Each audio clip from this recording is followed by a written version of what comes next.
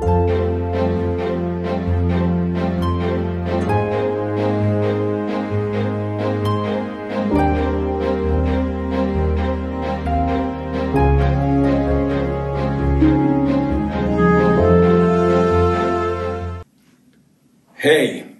minä olen Petrus Roderus ja tämä on Kysy mitä tahansa Petrukselta, eli Ask Me Anything -sarja YouTubella.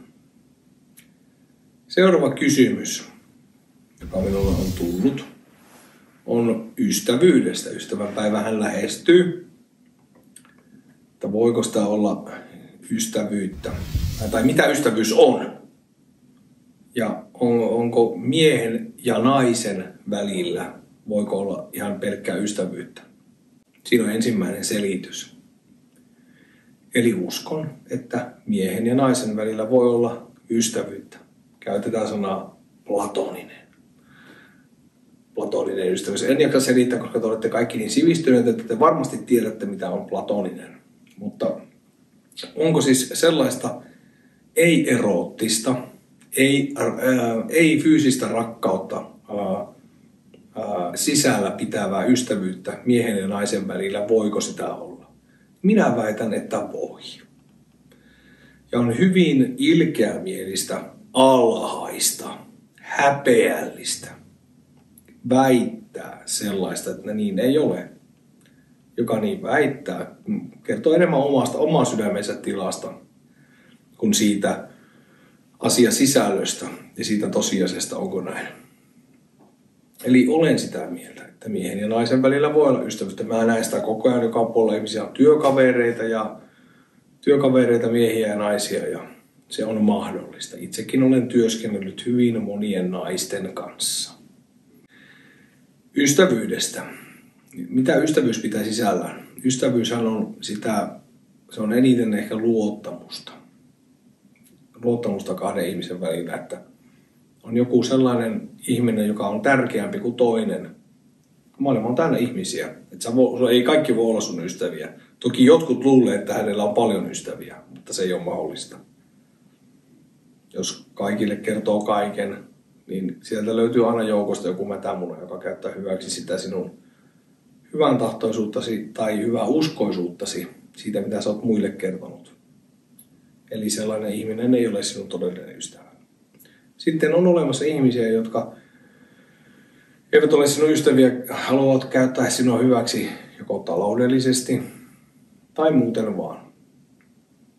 Oikea ystävähän on sellainen, joka on toisen ystävä, on siellä lähellä silloin kello 3 aamulla, kun toinen soittaa ja itkee tai huutaa tai tarvitsee apua, kun hänellä on rahat loppunut esimerkiksi, tai mitä miljoona erilaista selitysmahdollisuutta on tähän tämmöiseen kuvioon, niin sellainen on se on se ystävän merkitys. Sellainen on ystävä. Ja minä uskon, että ihmisellä ei hirveän montaa oikein semmoista luottoystävää voi olla. Minä uskon näin. Miksi? Koska aika on rajallinen. Mä uskon, että sä et pysty jakamaan omaa itseäsi rajattomasti. Sun täytyy käydä suihkussa, vessassa, syödä, nukkua, käydä töissä. Jos kaikki muu aika on ystäville, niin miten siinä käy? Se on logistinen mahdottomuus. Niin väittäisin, että semmoisia oikein hyviä ystäviä, niitä on vain muutama. Mutta sekään ei ole mikään itseisarvo. Jotkut ihmiset viihtyvät yksin. Se ei tarkoita sitä, että he on huonompia kuin toiset, kun heillä ei ole montaa ystävää. Joku voi sanoa jopa niin surullisesti, että ei ole yhtään ystävää. Ja se on todella sydäntä särkevä asia, jos ei ole yhtään ystävää omasta mielestään. Siksi minä kehotan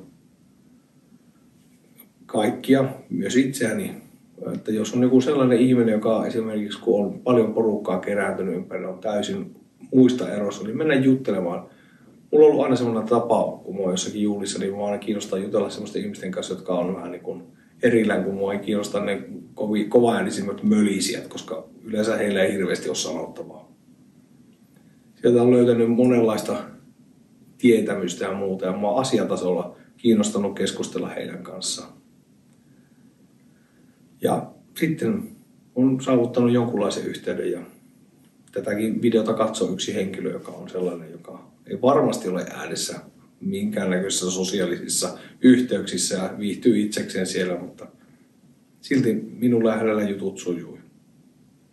Mä suosittelisin sitä, että sellainenkin ihminen, joka ei ole äänessä, niin voi tykätä siitä, että häntä tullaan lähestymään ja kysytään jotakin ja puhutaan jotain hänelle. No entä minä itse, miksi näitä mietin, niin kuin Lapin kesälaulussa sanotaan. Niin mulle tulee hirveästi yhteydenottoja ja mä aina vastaan jotain. Niin kuin mä sanoin, se on logistinen mahdottomuus. Ajankäytöllisesti se, että mä rupean niin kuin yrittämään kaikkien kanssa puhumaan kaikkea. Joskus mä voin vastata johonkin kysymykseen, mutta suurimmaksi osaksi se on semmoista, että kiitoksia, kaikkia hyvää teille ja niin poispäin. Mutta tähän pääasiaan, eli tähän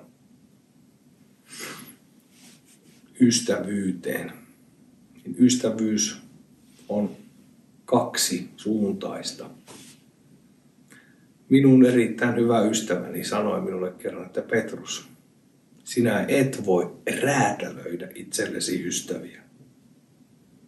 Se on viisaasti sanottu. Sinäkään siellä katsojana niin et voi räätälöidä, että sulla on just semmoinen ystävä, jonka sinä haluat. Sinä olet itse ystävä hänelle ja hän on sinulle sellaisenaan ja se on joko kelvottava tai sitten ei. Mutta meillä kenelläkään ei ole varaa räätälöidä itsellemme, että se on kaveri ja se soittaa mulle just silloin kun minä haluan, tulee mun luona käymään silloin kun minä haluan ja minä saan tehdä sen kanssa mitä minä haluan, siis niin kuin pyytää hänet menemään ja tulemaan silloin kun minä haluan. Niin se on erittäin viisaasti sanottu, että me ihmiset yleensä kaikkialla, me emme voi räätälöidä itsellemme ystäviä. Ystävyys ei ole sitä. Ystävyys on aina kahden kauppaa. Ja toivoisin, että jokaisella ihmisellä olisi edes joku ystävä. Ystävyyden korkein muoto minulle on avioliitto. Ja siellä joku varmasti sanoo, että no, sähän oot ollut avioliitossa jo parikin kertaa. Kyllä olen. Ja väittäisin, että jotakin olen oppinut siitä kokemusasiantuntijana. Ja nyt tuntuu ihan hyvälle. Kiitoksia.